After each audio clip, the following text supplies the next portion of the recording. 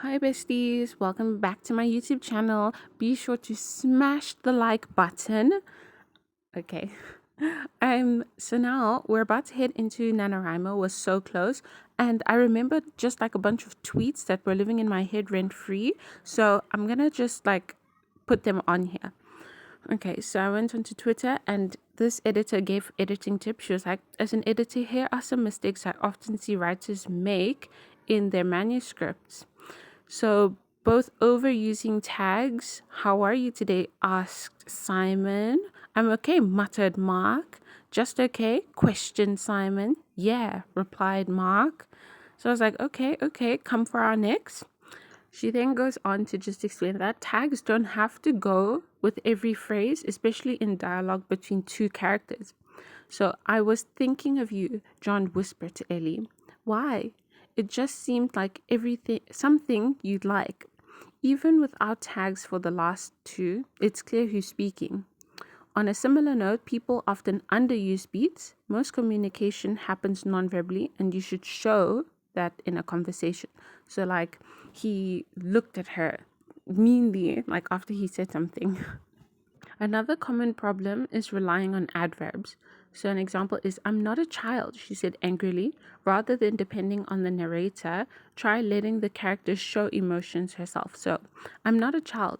Resisting the urge to stomp her foot, she let out her breath in a huff and turned away. I know Stephanie Myers does this really well in Twilight, so shameless plug.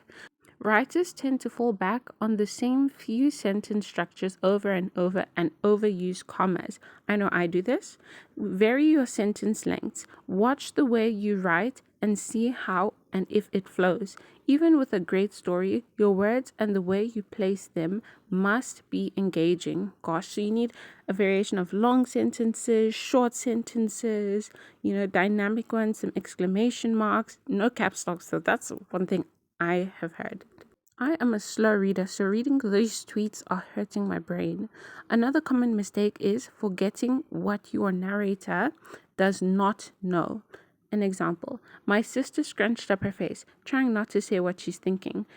Like, how are you supposed to know? Mind your beeswax. If your book is in first person POV, your narrator doesn't necessarily know what the other character thinks. I mean, like, duh, girl, come on, think about it. So, this often manifests in overusing the word because. So, if you have the word because, cut that out. He said nothing to me because he was too sad.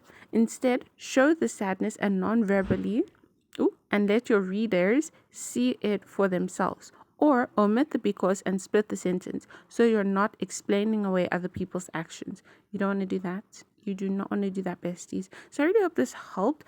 And I just wanted to add like some like words at the end to say instead of said. So in this chapter we have said is dead. Okay, so where can we start with this? So instead of saying said, how would you say like someone is saying something? So normally you can say they stated, they spoke, they remarked, they added.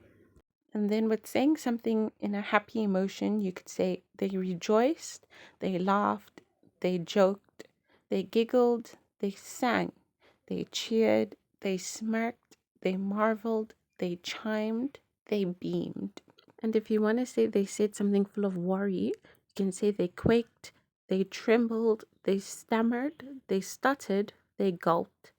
Do they say something bossily? You can say they commanded, they ordered, they dictated, they insisted. If your character is asking a question, you can say they asked, they inquired, they requested, or they begged. As an answer, you could say they answered, they replied, they responded, they acknowledged, or they explained. If they say something loudly, you can say they shouted, they belted, they yelled, they screamed, they exclaimed, they boomed, they called. If they say something angrily, you can say they demanded, they hissed, they fumed, they thundered, they snapped, they sneered, they barked, they ranted, they grunted, they roared, they bellowed. If they say something sadly, you can say they cried, they sobbed, they groaned, they bawled, they whined. If they say something really quietly, you can say they mumbled, they muttered, they whispered. If they say something silently to each other, you can say they thought or they wondered. So it's in their head more like. Okay, everyone, thank you so much for watching. I just felt like giving this video idea because I'm basically done outlining and I just need to write. I'm nearing the end and it's so boring and tedious. So I hope you guys are doing great.